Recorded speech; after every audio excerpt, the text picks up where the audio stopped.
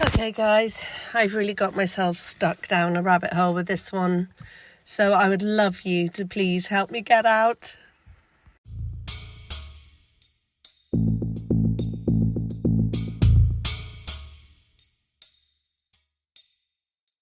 I wanted to find out what would happen to a TikTok app if you just let it run without touching your phone. So I did this experiment today, and TikTok runs and runs and runs the same video over and over again on a loop, and I let it run for an hour and 50 minutes, and trust me, it would have gone on and on. But rather than turn the app off, I thought I'd like to find out what would happen if I called my mobile. Would that make TikTok stop? So I called from the landline, I let it go to voicemail, I hung up, and sure enough, the minute I hung up, the TikTok app stopped working. Okay, so this experiment made me examine things a little further because there's a lot missing from the PCA. So I thought I'd start with the facts. TikTok, the facts: Zana was likely awake and active on TikTok at approximately 4:12 a.m. Not one of the victims' phones is mentioned in the PCA as helping to establish time of death. The PCA does not state that Zana's TikTok was shut down or stopped running at any time. And that doesn't mean it didn't happen just because it wasn't in the PCA. The forensic downloads of Dylan and Bethany's phones, along with Dylan's statements, not Bethany's, helped law enforcement establish time of death. That's very interesting to me. Also, the fact that Zana was likely awake and active on TikTok, to me, I think that means she either liked a video or commented on a video or changed the video she was watching at that point, because initially I thought she might have just shut the app down. However, I don't believe that matches the wording in the PCA that says they believe she was on the app, active on the app at the time and awake. So just my opinion, but I think I can disregard the fact that Zana might have shut down her app at 4:12. So more questions. Did Zana's TikTok keep running after she was murdered? Now, if it did keep going, we can be 100% sure, in my opinion, that neither Dylan nor Bethany tried to call her after the murders. We must also ask the question, was Zana wearing headphones?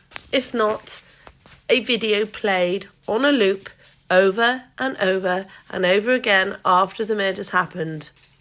If this did occur, I personally do not believe that this was not heard by Dylan. Did Zana's TikTok stop running after the murders? If so, we can narrow it down to these reasons. 1, Zana turned the app off. Maybe she heard a noise. If so, why isn't her phone mentioned in establishing the time of death? Or 2, Zana's phone received a phone call after the murders, which stopped the TikTok app from running, as I proved in my experiment. Or a message would also do the same. So if someone tried to message Zana, that would stop. That would actually stop the TikTok app from running too. Or number 3, her phone ran out of battery. And if her phone ran out of battery, that would mean that her cellular downloads, the forensic downloads of her phone, would not be of any assistance at all in helping establishing the time of death. So that is a possibility, that her phone ran out of battery and therefore the app stopped working at that point. What is the evidence on Bethany and Dylan's phones that aids law enforcement in establishing time of death? Only 2 answers can apply here, in my opinion. 1 is that both surviving roommates tried to make contact with someone using their individual phones, either each other, the victims, or outsiders, or all 3. 2, law enforcement can see that they moved out of the property and away from the property after the murders. They have tracked their phones and know that they went elsewhere. How can it be that Bethany and Dylan's phones help establish time of death if Bethany's statements don't seem to be important and Dylan returned to her room in a frozen shock phase after seeing the perpetrator, or the alleged perpetrator, moving towards the sliding door? I personally believe that Dylan would have known the perpetrator left. Her bedroom faces out the back, same direction the car was in, and she would have heard footsteps. She would have heard a car start, a car door slamming, and a car speeding off.